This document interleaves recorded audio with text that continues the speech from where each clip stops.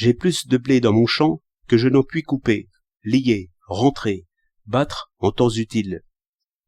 Je me fais aider par un homme dont la récolte a été brûlée ou noyée. Je le paie en blé, tel est l'ordre naturel. Si je le paie en or ou en papier, et s'il accepte, c'est qu'il est sûr de pouvoir, au moyen de ces signes, acheter du blé ou d'autres choses. La monnaie suppose le crédit et marche par le crédit. En considérant une société très simple et purement agricole, nous pouvons déjà concevoir une crise de crédit. Par l'effet d'une inondation ou d'une guerre qui aura détruit une grande quantité des produits, les hommes ne se croiront plus assurés de se procurer des aliments par leur monnaie. Dès qu'ils pourront et quand ils pourront, ils échangeront leurs provisions d'argent pour des provisions de blé. Le blé sera demandé et l'argent offert. L'argent baissera. Ainsi, un homme qui avait 1000 francs n'en aura plus que 500. Entendez que sa provision de monnaie s'échangera contre une quantité de blé moitié moindre. Sans rien consommer, il aura perdu la moitié de sa fortune. Il aura toujours les mêmes titres, papier gravé ou or frappé, mais ces titres auront baissé. Il n'est pas nécessaire de supposer une bourse des valeurs et une folie de spéculation pour comprendre ce genre de perte, où pourtant l'esprit vient buter comme un bourdon à la vitre. J'ai supposé une sorte de famine. Telle est la cause la plus naturelle des crises de ce genre. Toutefois, il est clair que la multiplication des signes peut avoir le même effet que la rareté des produits. L'or a eu longtemps et a peut-être encore le privilège de suffire tout juste aux échanges. Le jour où on fabriquera de l'or, vous verrez une étrange panique.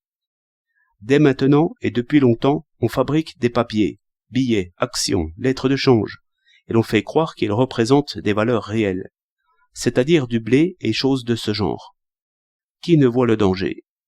Toutes les richesses réelles, blé, laine, fer, restant égales, si l'on fabrique encore des signes, tous les signes sont atteints. Chacun d'eux perd un peu de sa valeur d'achat.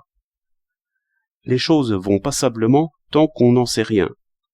Les crises sont retardées par l'avare pauvre, qui cache les signes dans un trou.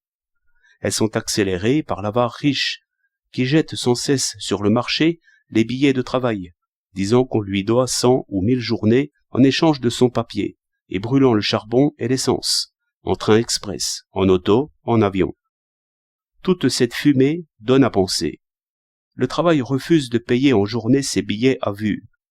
Les salaires montent, la vie est chère. Cela signifie que les papiers sont en baisse. Au fond, c'est qu'on soupçonne que si tous les billets de travail se montraient, il n'y aurait pas, et de bien loin, assez de travailleurs pour l'énorme travail demandé.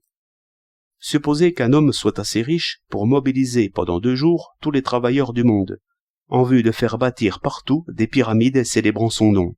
Il fera bien de ne pas essayer ce pouvoir. Mais des diamants, des dentelles, des avions, des autos, des paquebots rapides, des ascenseurs, des châteaux, des parcs, c'est toujours pyramide pour celui qui gagne péniblement sa vie. Toute journée de travail employée à ces choses diminue un peu la quantité du blé, de la laine, du bois, et choses de ce genre, dont tous ont besoin. Et, parce que les ouvriers travaillent en grand nombre à des pyramides, dès que les riches sentiront que leur fortune de cygne diminue dans leur coffre sans qu'ils y touchent, il y aura chômage pour tous ceux qui travaillent aux pyramides. J'écris ici des choses évidentes et que tout le monde sait. Mon ambition est de n'en écrire jamais d'autres. Toujours est-il que 2 de ces 3 causes étant inévitables par l'aveuglement des riches, je comprends qu'un État riche et fastueux va tout droit à la misère, et qu'il suffit peut-être de 20 ans pour qu'on découvre les effets de la richesse sans prudence. Messieurs les millions sont comme les rois de théâtre.